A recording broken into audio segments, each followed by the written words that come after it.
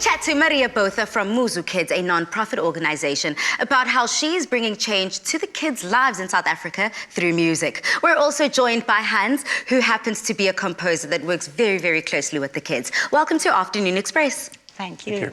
Now I have to start off with you, Maria. What started this initiative and the Muzukids? I believe music should go to everyone.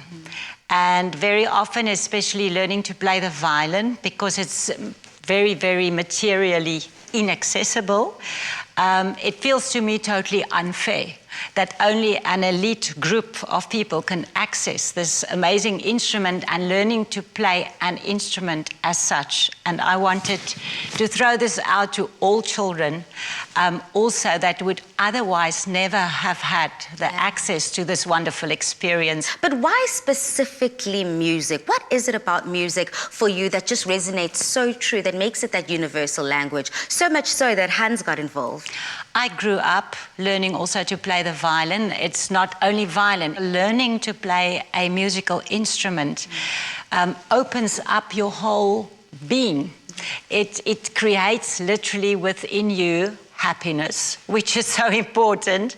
And especially in a year like this, I believe musicians are the people that reinvent. You get the capacity to reinvent life, to reinvent yourself.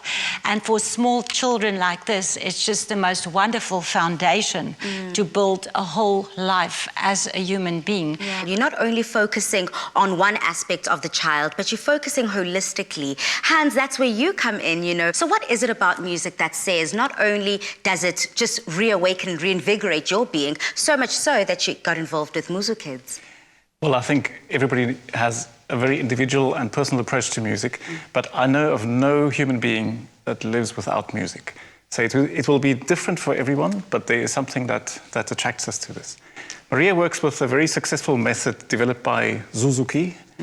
So that is a way of teaching kids with the instrument immediately and directly, without reading music at first, by imitating and by producing a strong sound.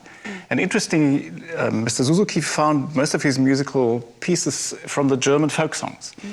And I find that while we are in South Africa, and this gives a good basis, the next step is obviously then to incorporate the African local folk songs, also to close this cultural gap. And the violin obviously is a European instrument, but it is now universally practiced and you can play anything on it. Absolutely. And so I'm trying to make arrangements and tap into the culture of the kids themselves. So I ask them to bring their own songs and I transcribe them and we make these ensemble pieces to make it sort of a Suzuki adapted to Cape Town. I love the fact that you also brought about education within it, that you're bringing two disciplines and two methods together to make music and help teach these children. But we just come from a very tumultuous year, as you've already touched on, Maria, 2020. There was a hard lockdown and a lot of people couldn't move, essentially meaning there were no kids in those classes, in those lessons. So first of all, how were you able to reach out to these kids? And not only that, the kids that don't have access to internet and how were they able to still play music? Yes, when the lockdown came, I just thought at the stage where they were so fast learning and so attentive, you just can't put a stop to that. You can't stop music for 6 months or for a year or whatever amount of time, and also the happiness that it brings to them. And I decided in the beginning of the lockdown, the very hard lockdown, we called them literally into their homes. There's a cell phone in every single home of at least one family member, and we sent them data. And they were learning from videos, WhatsApp videos. Wow. Okay, talk about flexibility and being able to move and change with the times. We definitely appreciate not only you holding on through the national lockdown, but also finding us in this festive season and helping us usher in Christmas and New Year. We definitely appreciate your contribution, not only to these vulnerable communities, but to Afternoon Express, and I'm looking forward to your performance a little later in the show.